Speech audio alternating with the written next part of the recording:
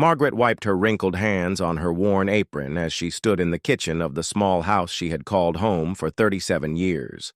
The morning sun filtered through the faded curtains, casting long shadows across the wooden floor that creaked with every step. At 72 years old, she moved slower than she once did, but her spirit remained strong despite the weight of recent events pressing down on her shoulders. The house felt different now. Empty, cold. It wasn't just because winter was approaching. Though the old heating system struggled to keep the rooms warm, the coldness came from somewhere deeper, from the hearts of the people she had raised with her own hands, fed with her own cooking, and loved with every fiber of her being. 3 months earlier, Margaret's world had turned upside down. Her husband of 49 years, Robert, had passed away suddenly from a heart attack while working in their small garden. He had been planting roses for her, the same roses she now watched wilt through the kitchen window. The funeral had been a blur of tears, condolences, and paperwork. But what came after the funeral was something Margaret never could have imagined in her worst nightmares. Her 3 children, David, Susan, and Michael, had gathered in the very kitchen where she now stood. They sat around the same table where she had served them countless meals, helped them with homework, and listened to their problems as they grew up. But on that terrible day, they weren't her babies anymore. They were strangers wearing familiar faces, speaking words that cut deeper than any physical pain she had ever experienced. "Mom, we've been talking," David had said, his voice cold and businesslike. At 45, he was the oldest and had always been the most serious of her children. "The house is too big for you now. You can't manage it alone." Margaret had looked at him with confusion. "I've been managing just fine, dear. Your father and I took care of this place for decades." Susan, her only daughter, had shifted uncomfortably in her chair. At 42, she had always been the most emotional of the 3, but that day her eyes were dry and distant. "Mom, that's not the point. Dad's gone now, and you're getting older. We think it would be best if you moved into a nursing home." The words had hit Margaret like a physical blow. She had gripped the edge of the table, her knuckles turning white. "A nursing home? But this is my home. Your home. Where you all grew up." Michael, the youngest at 38, had spoken up then. He had always been her baby, the one who used to crawl into her lap when he was scared or hurt. But the man sitting across from her bore no resemblance to that sweet little boy. "Mom, we've already looked into it. There's a nice place across town. They have activities. Other people your age. You'd be happier there." "Happier?" Margaret's voice had cracked. "How could I be happier anywhere but here? This house holds all our memories. Your first steps, your birthday parties, Christmas mornings." David had cut her off. "Mom, we've made our decision. The house needs to be sold. We all have financial obligations, and frankly, the inheritance from Dad isn't going to stretch as far as we need it to." That's when the truth had begun to emerge. Through tears and arguments that lasted hours, Margaret learned that her children weren't concerned about her well-being. They were concerned about money. The house, which Robert had paid off years ago, was worth a considerable amount due to the neighborhood's development. Her children wanted to sell it and split the proceeds 3 ways. "But where will I go?" Margaret had whispered, feeling smaller and more vulnerable than she ever had in her life. "We told you," Susan had said impatiently. "The nursing home. We've already put a deposit down." "And if I refuse?" The silence that followed was deafening. Finally, David had stood up, straightening his expensive suit. "Mom, Dad left the house to all of us equally. You have a life estate, which means you can live here until you die. But we're the legal owners now. If you won't cooperate, we'll have to take legal action to force the sale." Margaret had stared at her children in disbelief. These were the same people she had rocked to sleep, nursed through illnesses, and sacrificed for in countless ways.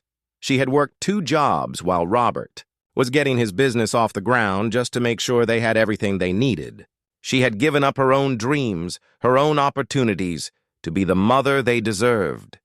The weeks that followed were a nightmare of legal documents, real estate agents, and cold conversations. Her children visited less and less, and when they did come by, it was only to pressure her about the sale or to remove items from the house that they claimed belonged to them. Margaret had tried reaching out to other family members, but Robert's relatives lived far away, and her own family was small and scattered. Her few remaining friends were dealing with their own age-related challenges. She felt completely alone in the world for the first time in her life. The breaking point came on a rainy Tuesday morning in October. Margaret woke to find a for sale sign planted in her front yard like a grave marker. She hadn't agreed to the sale, but somehow her children had found a legal way to proceed without her consent. When she called David to confront him, his response was brief and brutal. "Mom, we've been patient long enough. The nursing home has a bed available next week. You need to pack your things. And if I don't, then we'll pack them for you." That night, Margaret sat in her living room surrounded by boxes and memories. Photo albums filled with pictures of birthday parties, graduations, and family vacations lay scattered around her. In every picture, she was smiling, surrounded by the children she loved more than life itself. She wondered how those same children could look at these photos and feel nothing. As she packed her belongings into boxes that would fit in a single nursing home room, Margaret made a silent promise to herself. She wouldn't let this defeat her. Somehow, some way, she would find the strength to rebuild her life. She didn't know how, and she didn't know where she would find the courage, but she knew she couldn't give up. The last thing she packed was a small framed photo of a little boy with bright eyes and a gap-toothed smile. It wasn't one of her own children. It was a picture of Tommy, a child from the neighborhood who had spent countless hours in her kitchen over the years, eating her cookies and doing his homework at her table while his own parents worked late. Looking at Tommy's picture, Margaret felt something stir in her heart, a tiny flame of hope in the darkness of her despair. The Sunset Manor nursing home smelled like disinfectant and sadness. Margaret sat on the narrow bed in her small room, staring at the white walls that would now define the boundaries of her world. The room was clean and functional, with a single window that looked out onto a parking lot. Her few belongings looked lost in the space, like childhood toys abandoned in an empty house. It had been 2 weeks since her children had moved her here, and they hadn't visited once. No phone calls, no cards, no acknowledgement that she even existed. The staff was kind enough, but they were busy with dozens of other residents who needed care. Margaret felt invisible, forgotten, like she was already dead, but somehow still breathing. Other residents weren't much company either. Most of them were dealing with dementia or other serious health issues that made meaningful conversation impossible. During meals in the common dining room, Margaret sat at a table by herself, picking at food that tasted like cardboard and watching other elderly people shuffle around like ghosts of their former selves. But Margaret's story wasn't over yet, though. She didn't know it at the time. On a cold November morning, as she sat by her window watching the first snow of the season fall, a young nurse named Elena knocked on her door. Elena was different from the other staff members. She was in her 20s, with kind eyes and a genuine smile that reached all the way to her heart. "Mrs. Thompson?" Elena said softly. "There's someone here to see you." Margaret's heart jumped. Had one of her children finally come? Had they realized their mistake and come to take her home? She followed Elena down the long hallway, her steps quickening with hope. But when she reached the visitors' lounge, it wasn't David, Susan, or Michael waiting for her. It was Tommy Rodriguez, the little boy from her old neighborhood. Except he wasn't little anymore. At 25, he had grown into a handsome young man with the same bright eyes she remembered, though they now held a maturity that spoke of hard-won experiences. "Mrs. Thompson," Tommy said, standing up from the uncomfortable plastic chair. His voice was deeper now, but she could still hear echoes of the child who used to call her Grandma Maggie, even though they shared no blood relation. Margaret's eyes filled with tears. "Tommy, how did you find me?" "I've been looking for you for weeks," he said, taking her hands in his. "I went to your old house, but new people live there now. They told me what happened. I'm so sorry." They sat together in the sterile visitors' lounge, and Tommy told her about his life. After high school, he had joined the military and served 2 tours overseas. When he came back, he had used his military benefits to attend college and then law school. He was now a junior attorney at a small firm downtown, specializing in family law and elder care issues. "I never forgot you, Mrs. Thompson," Tommy said. "Do you remember when I was 8 and my parents were going through their divorce? I used to come to your house every day after school because I was scared to go home. You let me do my homework at your kitchen table, and you always had a glass of milk and fresh cookies waiting for me." Margaret smiled through her tears. "I remember. You were such a serious little boy, always worried about your grades." "You told me that education was the key to changing my life," Tommy continued. "You helped me with my homework every day for 3 years.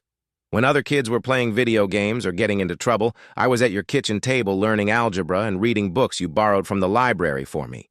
You were always smart, Tommy. I just provided a quiet place to study." "You provided more than that," Tommy said firmly. "You provided love when I needed it most. You believed in me when nobody else did. My own parents were too busy fighting with each other to notice that I was falling apart. But you saw me. You fed me when I was hungry, not just for food, but for attention and care." Tommy reached into his briefcase and pulled out a manila folder.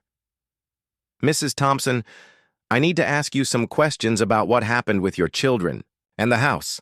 I've been doing some research, and I think they may have taken advantage of you illegally." Over the next hour, Tommy asked detailed questions about the sale of the house, the legal documents her children had presented, and the circumstances of her move to the nursing home. Margaret answered as best she could, though much of the legal process had been confusing and overwhelming at the time. "Mrs. Thompson," Tommy said finally, "I believe your children committed elder abuse. They manipulated you into signing documents you didn't understand, and they used their power of attorney in ways that weren't in your best interest. Even worse, I think they may have forged some of your signatures." Margaret felt a mix of hope and fear. "But Tommy, they're my children. I don't want to hurt them." "They hurt you first," Tommy said gently. "And more importantly, they may have broken the law. Elder abuse is a serious crime, and what they did to you was not only morally wrong, but potentially illegal." Tommy explained that he wanted to take her case pro bono, which meant he wouldn't charge her any legal fees. He had connections with other attorneys who specialized in elder law, and he believed they could build a strong case against her children. "But even if we win," Margaret said sadly, "it won't bring back my family. My children hate me now." "Mrs. Thompson," Tommy said, his voice gentle but firm, "your children made their choice when they decided money was more important than their mother. You gave them everything, and they threw you away like garbage. That's not love, and it's not family."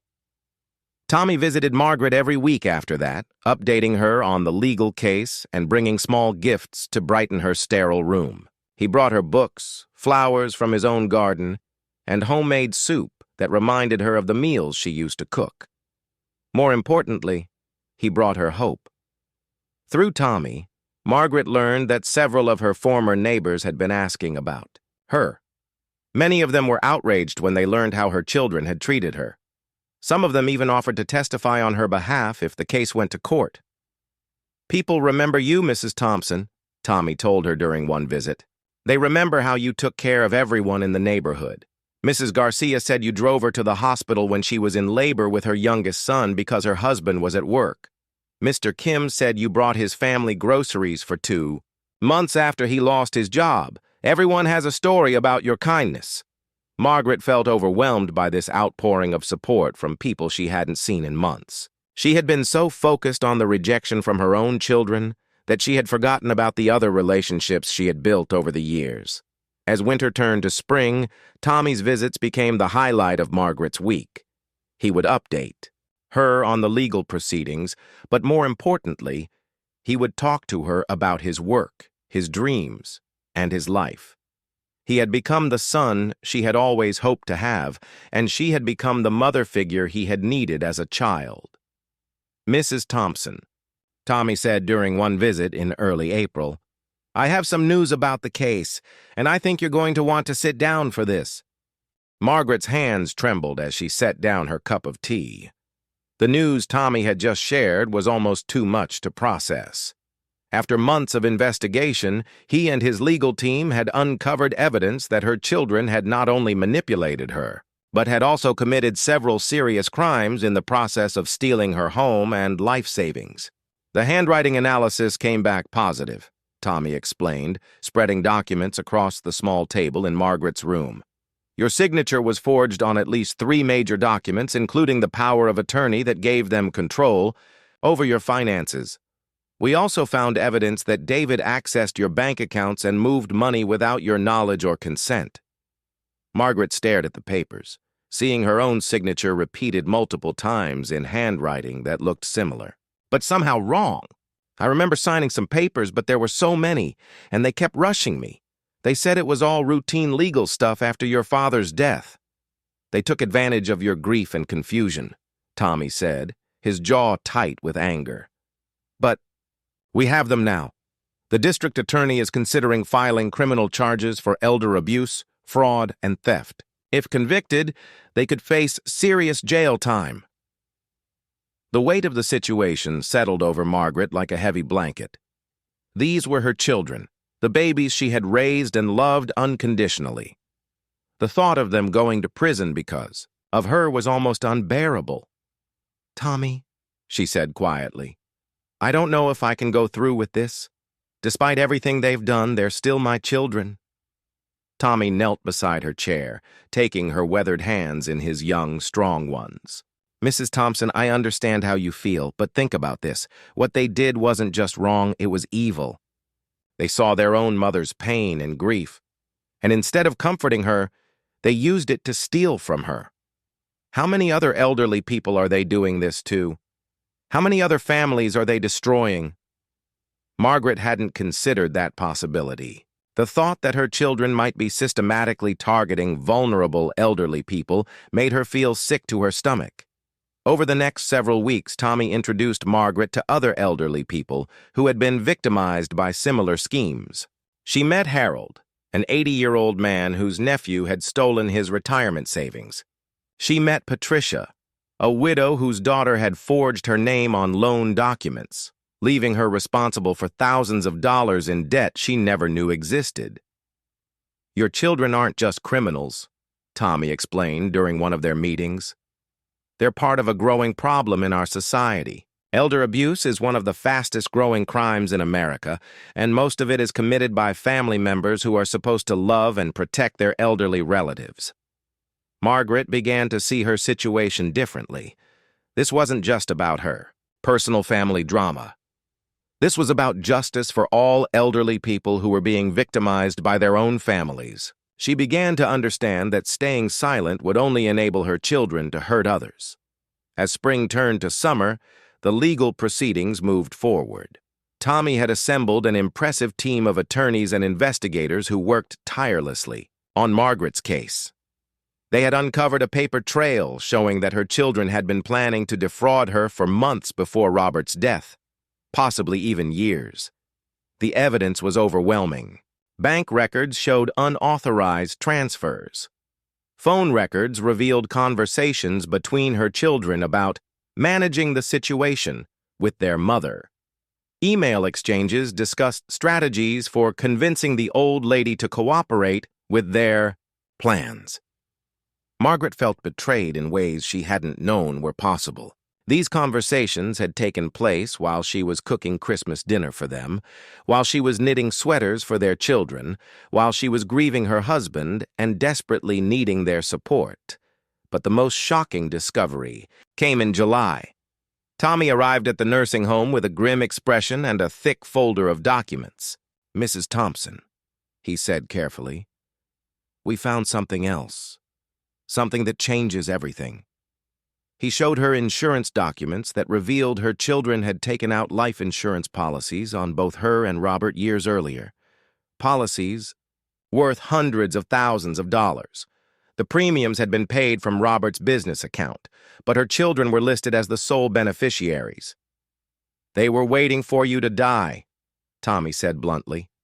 "The nursing home wasn't just about getting you out of the house. It was about isolating you from anyone who might notice if your health started declining rapidly." Margaret felt the room spinning around her. "Are you saying they wanted to kill me?"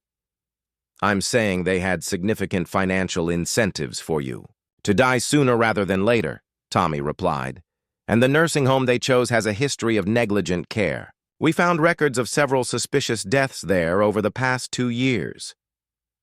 This revelation was the final straw for Margaret. Whatever maternal love she had left for her children was overshadowed by the horror of realizing they had been planning her death. She authorized Tommy to pursue the criminal case with full force. The story broke in the local newspaper in August. "Local woman's children accused of elder abuse scheme," read the headline. The article detailed the allegations against David, Susan, and Michael, and suddenly Margaret found herself at the center of a media storm. Reporters wanted to interview her.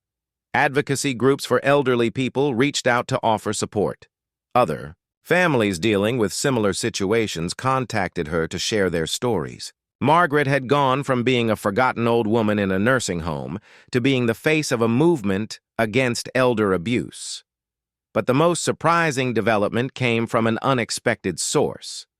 Tommy arrived at the nursing home one evening with news that made Margaret's heart race.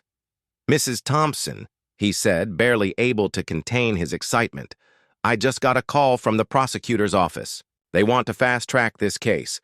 And here's the really incredible part. The judge who's been assigned to hear the case is Judge Maria Santos." Margaret looked at him blankly. The name meant nothing to her. "Mrs. Thompson," Tommy said, his eyes shining with something that looked like destiny. "Judge Santos used to be Maria Gonzalez. She lived 3 houses down from you when she was a little girl. Her mother worked 2 jobs, and Maria used to spend her afternoons at your house doing homework and eating your cookies, just like I did." The memory came flooding back to Margaret. Little Maria with her serious dark eyes and her determination to excel in school despite her family's financial struggles. Margaret had tutored her in math and English, had helped her with scholarship. Applications had even driven her to college interviews when her mother couldn't get time off work. "She became a judge?" Margaret whispered. "One of the youngest judges ever appointed in this county," Tommy confirmed. "And Mrs. Thompson, when I told her about your case, she said something that gave me chills. She said, 'Mrs. Thompson saved my life when I was a child. Now it's time for me to save hers.'" Margaret felt a sense of cosmic justice settling around her like a warm embrace. The children she had raised with love and sacrifice had betrayed her in the cruelest possible way. But the children she had helped out of pure kindness, with no expectation of reward, had grown up to become the instruments of her salvation. As summer faded into fall, Margaret prepared for the court case that would determine not just her financial future, but the fate of the children who had tried to destroy her. She had no idea that the courtroom drama ahead would exceed even her wildest imagination. The courthouse steps were crowded with reporters and camera crews on the morning of October 15th. Margaret walked slowly up those steps, leaning on Tommy's strong arm for support, feeling like she was climbing toward either justice or heartbreak. She wore her best dress, a navy blue outfit she had purchased decades ago for special occasions, and carried herself with a dignity that her children's cruelty had tried but failed to destroy. Inside the courtroom, Margaret took her seat in the front row behind the prosecutor's table. She could feel eyes on her from all directions, reporters scribbling notes, court watchers curious about the elderly woman at the center of this unusual case. But her focus was entirely on the judge's bench, where in a few minutes, little Maria Gonzalez would sit as Judge Maria Santos, holding the power to deliver justice. Tommy squeezed Margaret's hand gently. "Are you ready for this, Mrs. Thompson?" Margaret nodded, though her heart was pounding so hard she was sure everyone in the courtroom could hear it. "I've been ready for months, Tommy. I just want the truth to come out." At exactly 9 o'clock, the bailiff called the court to order. "All rise for the Honorable Judge Maria Santos." Margaret's breath caught in her throat as the woman who entered the courtroom bore little resemblance to the shy, serious little girl she remembered. Judge Santos was now a confident woman in her mid-30s with an air of authority that commanded immediate respect. She wore her judicial robes with dignity, and when her eyes briefly met Margaret's across the courtroom, there was a flash of recognition and something deeper, something that looked like gratitude mixed with determination. "Please be seated," Judge Santos said, her voice clear and strong. "We are here today for the case of the People versus David Thompson, Susan Mitchell, and Michael Thompson, charged with elder abuse, fraud, theft, and conspiracy."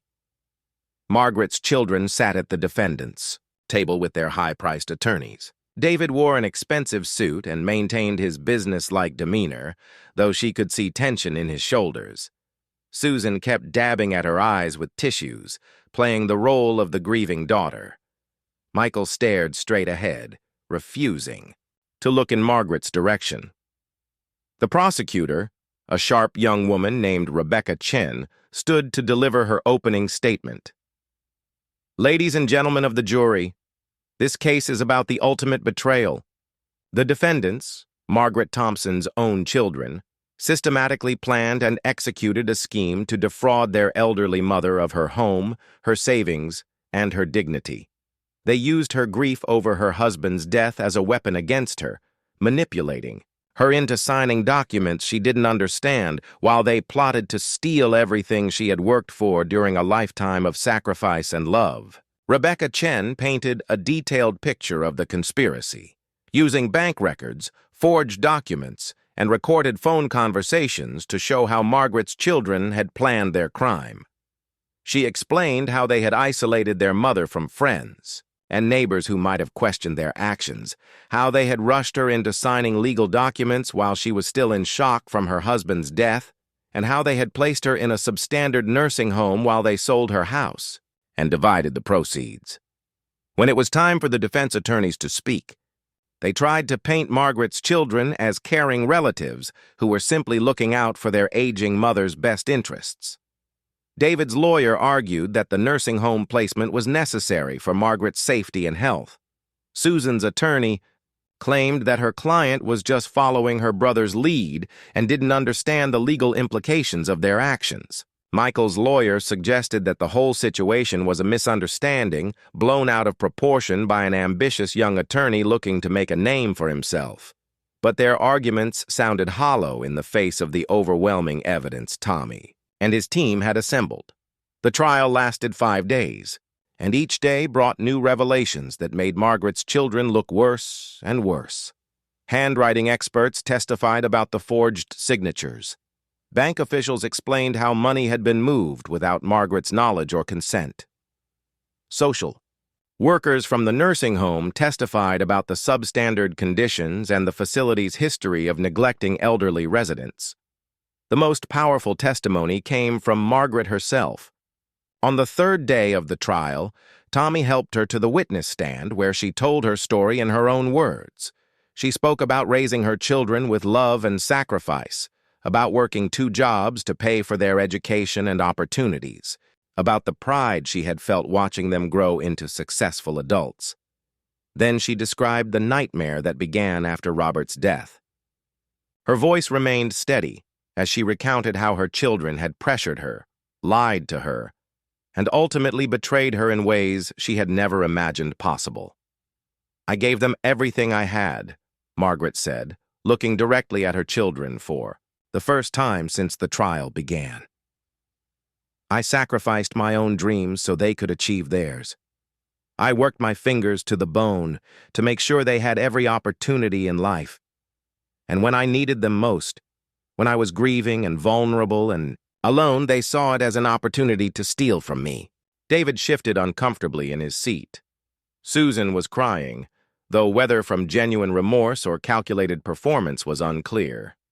Michael continued to stare straight ahead, his face like stone. The prosecutor asked Margaret about the impact of her children's actions on her life. "They didn't just steal my money and my house," Margaret replied. "They stole my faith in family, my belief that love and sacrifice mean something. They made me feel worthless, like my whole life had been meaningless. But most of all, they stole my sense of security in the world. If your own children can betray you like this, who can you trust?" During cross-examination, the defense attorneys tried to suggest that Margaret was confused or mistaken about what had happened. They questioned her memory, her understanding of legal documents, and her ability to manage her own affairs. But Margaret remained calm and clear in her responses, and her dignity in the face of their attacks only made her more sympathetic to the jury. The most dramatic moment of the trial came when Tommy took the stand. He testified not just as Margaret's attorney, but as someone who had been personally impacted by her kindness and generosity. "Mrs. Thompson saved my life," Tommy said simply.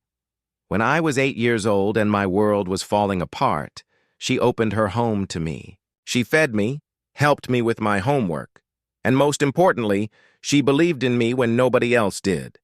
She told me that education was the key to changing my life, and she was right.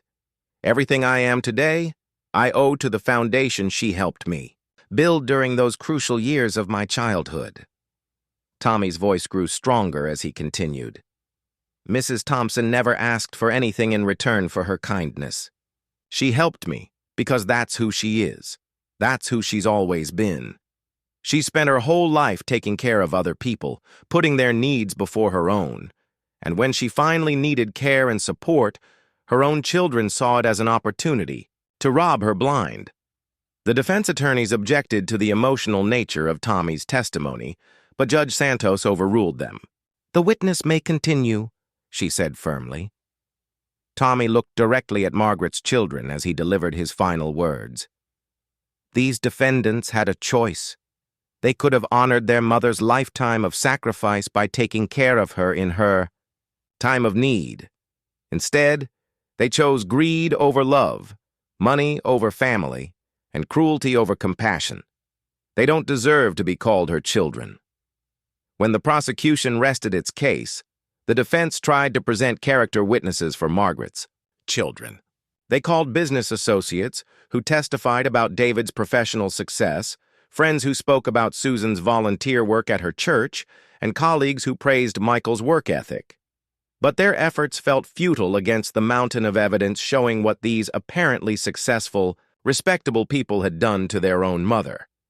Judge Santos maintained perfect judicial neutrality throughout the trial, but Margaret could sometimes catch glimpses of the serious little girl she had once known in the judge's careful attention to every detail, her insistence on proper procedure, and her obvious commitment to ensuring that justice was served. As the trial drew to a close, Margaret felt a mixture of exhaustion and anticipation. Soon she would know whether the legal system would hold her children accountable for their crimes or whether they would escape consequences once again. The closing arguments were scheduled for the following morning, and then the case would go to the jury. Margaret prayed that 12 strangers would see through her children's lies and deliver the justice that had been so long in coming. The jury deliberated for only 3 hours. When the bailiff announced that they had reached a verdict, Margaret felt her heart skip several beats. Tommy helped her to her feet as everyone in the packed courtroom rose for Judge Santos's entrance. "Has the jury reached a verdict?" Judge Santos asked, her voice carrying the weight of justice itself. The jury foreman, a middle-aged man who had listened intently throughout the trial, stood up. "We have, Your Honor. On the charge of elder abuse in the first degree against Defendant David Thompson, how do you find?" "Guilty, Your Honor," Margaret gasped, covering her mouth with her trembling hands. The word she had hoped to hear for so many months finally echoed through the courtroom. "On the charge of fraud in the first degree against Defendant David Thompson, how do you find?" "Guilty, Your Honor." The verdicts continued, charge after charge, defendant after defendant. David Thompson, guilty on all counts. Susan Mitchell, guilty on all counts. Michael Thompson, guilty on all counts. The jury had seen through every excuse, every justification, every attempt to minimize what Margaret's children had done to her. When the final guilty verdict was read, the courtroom erupted in whispers and movement. Margaret buried her face in her hands and wept, not from sadness but from relief so profound it felt like being reborn. Tommy wrapped his arm around her shoulders, his own eyes bright with tears of triumph. At the defendant's table, the scene was very different. David sat rigid in his chair, his face pale with shock. Susan was sobbing openly, the reality of her situation finally sinking in. Michael had put his head in his hands, his shoulders shaking. Judge Santos called for order in the courtroom. "The defendants will remain in custody pending sentencing, which is scheduled for 2 weeks from today. Court is adjourned." As the bailiffs moved to take Margaret's children into custody, Susan turned toward her mother one last time. "Mom," she called out desperately. "I'm sorry. We're all sorry. Please forgive us." Margaret looked at her daughter, this woman she had raised and loved and sacrificed for, and felt something she hadn't expected. Not anger, not satisfaction, but a deep, overwhelming sadness for what had been lost forever. "I forgive you," Margaret said quietly, though her words were nearly drowned out by the commotion in the courtroom. But forgiveness doesn't erase consequences. The 2 weeks between the verdict and sentencing passed in a blur of media attention and legal preparations. Margaret's story had captured national attention, becoming a symbol of the growing problem of elder abuse in America. She received hundreds of letters from other elderly people who had experienced similar betrayals, and from younger people who were inspired by her courage to fight back. But the media attention also brought an unexpected gift. Margaret's story reached people from her past, neighbors and friends she had lost touch with over the years. They reached out to express their support and to share their own memories of her kindness and generosity. Mrs. Garcia, whose son Margaret had helped deliver decades earlier, drove 3 hours to attend the sentencing hearing. Mr. Kim, whose family Margaret had supported during his unemployment, sent a letter to the judge describing how Margaret's help had saved his family from homelessness. One by one, the people Margaret had helped throughout her life emerged from the shadows to stand with her in her moment of vindication. On the morning of the sentencing hearing, the courtroom was even more crowded than it had been during the trial. Margaret sat in the front row, surrounded by Tommy and a dozen people whose lives she had touched over the years. The contrast couldn't have been more stark. Margaret, supported by a community built through decades of selfless acts, while her children sat alone at the defendant's table, abandoned by the very people they had thought were more important than their mother.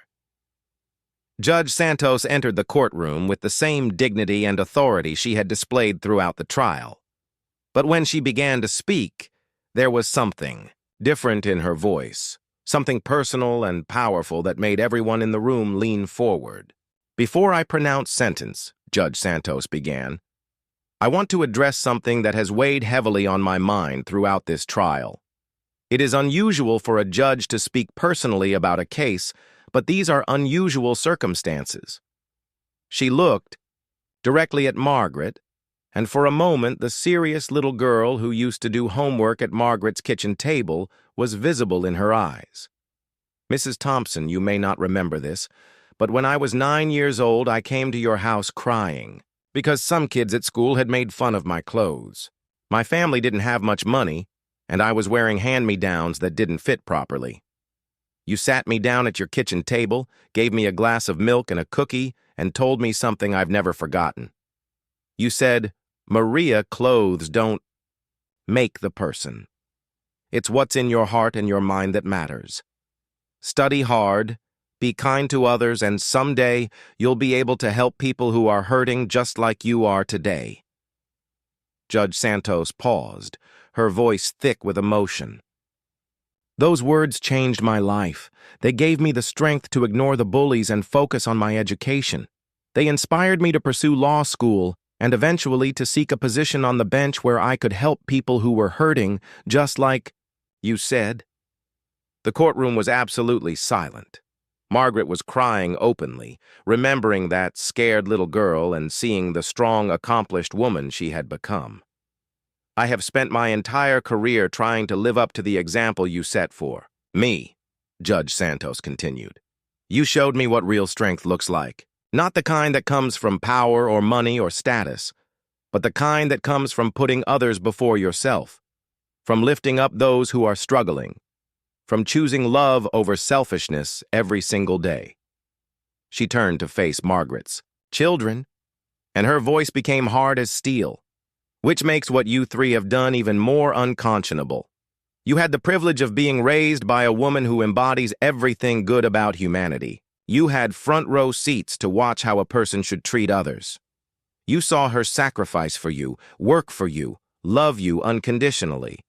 And when she needed you most, you repaid her kindness with cruelty that is almost impossible to comprehend.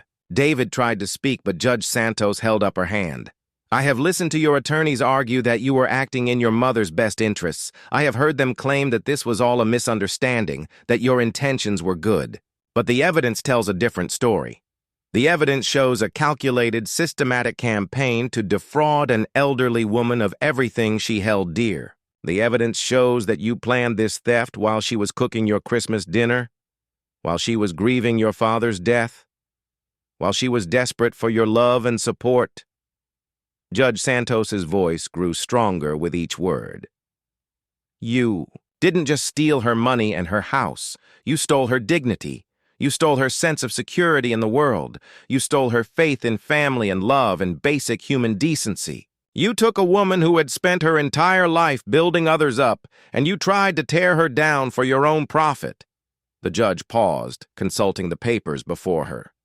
David Thompson, you were the ringleader of this conspiracy. You used your business acumen and your position as the eldest child to manipulate your siblings and your mother. You forged her signature on multiple legal documents. You accessed her bank accounts without permission. You sold her home without her consent. You are sentenced to 8 years in state prison, followed by 5 years of probation. You are also ordered to pay full restitution of all stolen funds plus interest and penalties. David's face went white. His attorney whispered urgently in his ear, but he seemed unable to process what was happening. Susan Mitchell, you participated willingly in this conspiracy against your own mother. Your tears and claims of innocence ring hollow in the face of recorded conversations where you discussed strategies for managing your mother. You are sentenced to 6 years in state prison, followed by 4 years of probation, and ordered to pay your portion of the restitution. Susan collapsed into her chair, sobbing hysterically. Michael Thompson, you may have been the youngest, but you were no less culpable. You stood by and watched your siblings destroy your mother's life, and you profited from their crimes. You are sentenced to 5 years in state prison, followed by 3 years of probation, and ordered to pay your portion of the restitution. Michael remained motionless, staring at the table in front of him. Judge Santos turned back to Margaret. Mrs. Thompson, no sentence I impose can undo the pain your children have caused you. No amount of restitution can restore the trust they shattered or the sense of security they stole from you. But I hope that seeing justice served today brings you some measure of peace. I also hope you know that the legacy you created through your kindness and generosity lives on in ways you may never fully understand. You saved my life when I was a child, and today I have the honor of helping to save yours. Mr. Rodriguez has built a successful career as an attorney, and he used that success to fight for you. We are just two of the many lives you've touched over the years. Judge Santos looked around the courtroom at all the people who had come to support Margaret. This courtroom is filled with people whose lives you've made better through your selfless acts of love and kindness. You may have lost 3 children who never deserved you, but 6 months after the sentencing, Margaret stood in the kitchen of her new home, a cozy 2-bedroom house that Tommy had helped her find in a quiet neighborhood across town. Sunlight streamed through clean windows onto countertops where she was, preparing Sunday dinner for what had become her weekly tradition.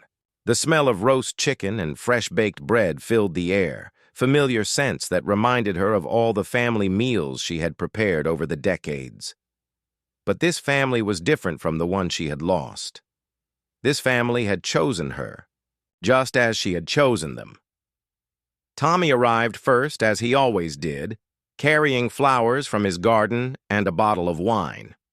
At 26, he had been promoted to senior associate at his law firm, specializing in elder law cases inspired by Margaret's story. He had also started a nonprofit organization dedicated to protecting elderly people from financial abuse by family members. "How are you feeling today, Mrs. Thompson?" Tommy asked, kissing her cheek the way a real son would. "Please, Tommy," Margaret said with a smile. "After everything we've been through together, I think you can call me Grandma Maggie like you used to." Tommy grinned. "How are you feeling today, Grandma Maggie?" "Blessed," Margaret replied simply. "More blessed than I ever thought possible." Judge Santos arrived next, bringing her husband Carlos and their 2 young children. Maria had become a regular fixture at these Sunday dinners, and Margaret delighted in watching her interact with her own family with the same patience and love that Margaret had once shown her. "Mrs. Thompson," Carlos said, shaking her hand warmly, "Maria tells me you're the reason she became a judge. Thank you for believing in her when she was just a little girl." "She did all the hard work," Margaret replied. "I just provided a quiet place to study and a few encouraging words." "Sometimes that's all a child needs," Maria said, watching her own children play in Margaret's living room. "A safe place and someone who believes in them." Other guests arrived throughout the afternoon. Mrs. Garcia came with her son, the one Margaret had helped deliver all those years ago. He was now a doctor, and he brought his wife and teenage daughter. Mr. Kim arrived with his family, including the granddaughter he had named Margaret, in honor of the woman who had helped his family survive their darkest days. Elena, the kind nurse, from the nursing home, had become a regular visitor as well. She brought her boyfriend, a teacher who was fascinated by Margaret's stories about all the children she had helped over the years. Even some of Margaret's former neighbors had tracked her down and become part of her extended chosen family as they gathered around Margaret's new dining room table. The conversation flowed easily between generations.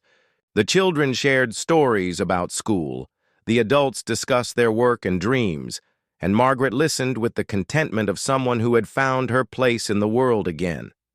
"Mrs. Thompson," Dr. Garcia said during dessert, "I have something to tell you. My hospital is starting a new program to identify and prevent elder abuse. We're calling it the Margaret Thompson Initiative, if that's okay with you." Margaret's eyes filled with tears. That's wonderful. If my story can help protect even one elderly person from what I went through, then all the pain was worth it. It's going to help a lot more than one person, Tommy added. The foundation we started has already helped recover over $2 million in stolen assets for elderly victims of family fraud. We've also helped change laws in 3 states to make it easier to prosecute these cases. After dinner, as the dishes were being cleared and the children played in the backyard, Margaret found herself sitting on her front porch with Tommy and Maria. The evening air was warm, and the neighborhood was quiet, except for the distant sound of children laughing. "I have some news about your children," Tommy said gently. "I know you said you didn't want updates, but I thought you should know this." Margaret tensed slightly. It had been months since she had allowed herself to think about David, Susan, and Michael. The pain was still there, buried deep, but not forgotten. David tried to appeal his sentence, Tommy continued. The appeal was denied, but his wife filed for divorce, and she's fighting for custody of their children. Apparently, some of our evidence showed that he had been stealing from his own business partners as well, and they filed additional charges. Margaret closed her eyes. Even now, even after everything, it hurt to hear that her children were still suffering consequences for their choices. "Susan's husband is standing by her," Tommy went on, "but she's lost her job and they've had to sell their house to pay legal fees. She's been attending counseling sessions in prison, and according to her therapist, she's finally beginning to understand the full impact of what she did to you." "And Michael?" "Michael has been the most affected by all of this. He's written you several letters from prison, but we've been intercepting them as you requested. In the most recent one, he says he wants to make amends when he gets out. He's been taking classes in prison and working with a counselor who specializes in family relationships." Margaret was quiet for a long moment, watching the sunset paint the sky in shades of orange and pink. "Do you ever regret pressing charges?" Maria asked softly. Margaret considered the question carefully. "I regret that it came to that," she said finally. "I regret that my children made choices that forced me to choose between justice and protecting them. But no, I don't regret seeking justice. What they did was wrong, and wrong actions have consequences. That's one of the most important lessons a parent can teach, even if the parent has to teach it to adult children through the court system," Tommy added. "Even then," Margaret agreed. "Maybe especially then." As the evening grew darker, Margaret's guests began to say their goodbyes.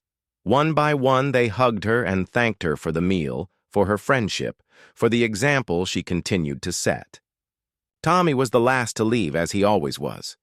"Grandma Maggie," he said, using the childhood name that had become natural again, "I want you to know something. You saved my life when I was 8 years old, but you saved it again when I was 25. Taking your case, fighting for you, it reminded me why I became a lawyer in the first place. It gave my career purpose and meaning." Margaret hugged him tightly. "You saved my life too, Tommy. You gave me back my faith in family, even if it's not the family I was born with." After Tommy left, Margaret sat alone on her porch for a while longer, reflecting on the journey that had brought her to this moment. A year ago, she had been a broken woman in a nursing home, convinced that her life was over and that love was a lie. Tonight, she was surrounded by people who chose to love her, who valued her presence in their lives, who had built their own successes in part because of the foundation she had helped them build. Her biological children had seen her as an obstacle to their financial goals, something to be managed and eventually discarded. But the children she had helped along the way had seen her as she truly was, a source of strength, wisdom, and unconditional love. As she prepared for bed that night, Margaret looked at the framed photos that lined her bedroom dresser. There were pictures from Tommy's law school graduation, with Margaret beaming proudly beside him. Photos from Maria's judicial swearing-in ceremony, with Margaret in the front row applauding. Pictures from Dr. Garcia's wedding, with Margaret dancing at the reception despite her age. These were her real family photos now. Not the pictures of birthday parties and Christmas mornings with children who had grown up to betray her, but images of celebrations with people who had chosen to include her in their most important moments. Margaret's story had become more than just a cautionary tale about elder abuse. It had become a testament to the power of choosing love over blood, kindness over cruelty, and justice over enabling. She had learned that family isn't always about who shares your DNA, but about who shares your values, your struggles, and your triumphs. In the darkness of her comfortable bedroom, in the home she had bought with the restitution money recovered from her children's crimes, Margaret smiled. Tomorrow was Monday, and she had volunteered to tutor children at the local community center. There would be other young faces around her kitchen table, other opportunities to plant seeds of encouragement and hope. The cycle of kindness that had defined her life would continue, and perhaps someday, decades from now, one of those children would grow up to help someone else in their moment of greatest need. That was Margaret's true legacy, not the children who had failed her, but the endless ripple effects of love and generosity that would continue long after she was gone. Margaret Thompson had learned the hardest lesson of all. Sometimes the family that matters most is the one you create through your choices, not the one you're born into. And sometimes justice comes not from revenge, but from the simple act of continuing to love, continuing to give, and continuing to believe that kindness can change the world, one person at a time.